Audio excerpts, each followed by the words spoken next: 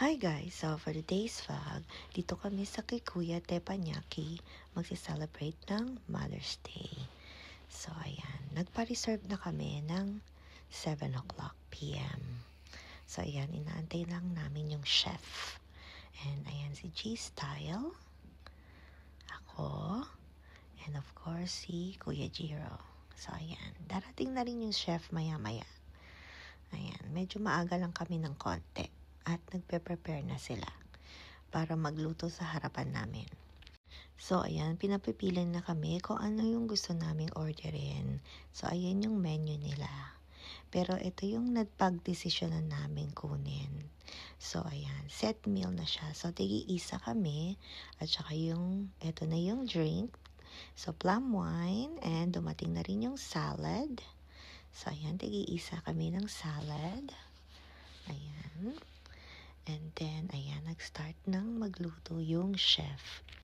So, onions, cucumber, at saka yung squash.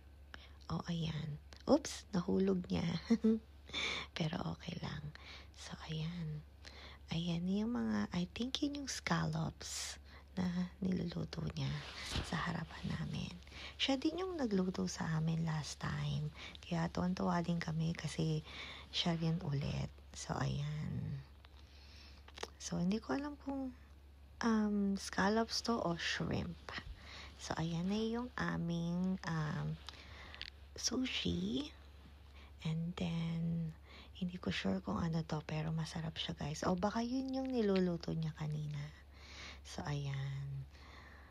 So, yan na yung mga onions, and then yung mga veggies. And then, ito na yung fish. So, ayan. So, antay lang natin. Well done yung ni-request namin. So, ayan na. And then, nag-start na siyang for fried rice. Dahil Mother's Day, so maraming naka-reserve dito sa Kikuya Teppanyaki. So, ayan, luto ng ating rice. And then, syempre, may soup. And then, mag-start na tayong kumain. Ayan. So, masarap talaga. Soup pa lang, guys. And then, ayan na yung lobster. So, tingnan nyo, guys. Ayan, ready na ba kayo? So, ayan. Ayan, napaka-sarap talaga ng seafood.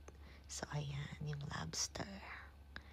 And then, mag-start na siyang magluto ng steak. So, ayan. Talagang nag-e-enjoy yung chef na magluto. So, ayan. Napapasmile na lang siya. Kasi alam niyang binivideo ko siya. So, ayan. O, diba? Napakasarap. So, comment down below kung paano nyo sinelebrate yung Mother's Day ninyo. So, ayan. Kami naman kasi guys, so, lagi lang kaming nandito o kaya kumakain or namamasyal, naglalakad-lakad. So, ayan na yung plate natin. So, ayan. So, comment down below kung anong masasabi ninyo guys. So, talagang nung gabing yan, talagang busog na busog kami. 3. So, ayan. Ang ating food. So, ating Mother's Day celebration food. So, ayan. And then, so after nyan, so mag-start na kami talagang kumain. Dahil kanina, soup lang yung tinikman ko. Dahil nga talagang naa-amaze ako sa pagluluto ng chef. So, ayan guys. So, comment down below kung anong kinain ninyo nung Mother's Day. Saan kayo nagpuntang restaurant or namasyal lang. So, ayan. So, tingnan natin yung chef.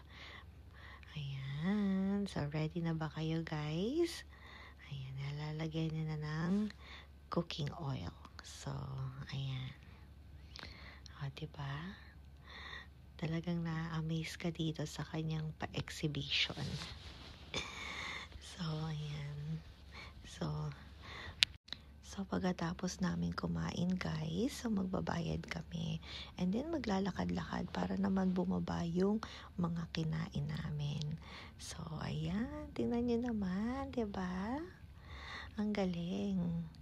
So, ayan, may dessert din kami. So, ayan, kala nga namin walang dessert kasi tumayo na kami niyan eh. Ayan si G-Style, kumakain pa. So, ayan.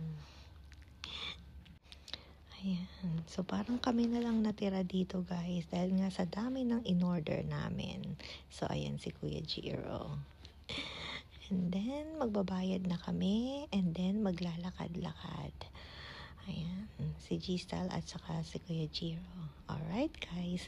Thank you guys for watching. See you guys next time. Bye!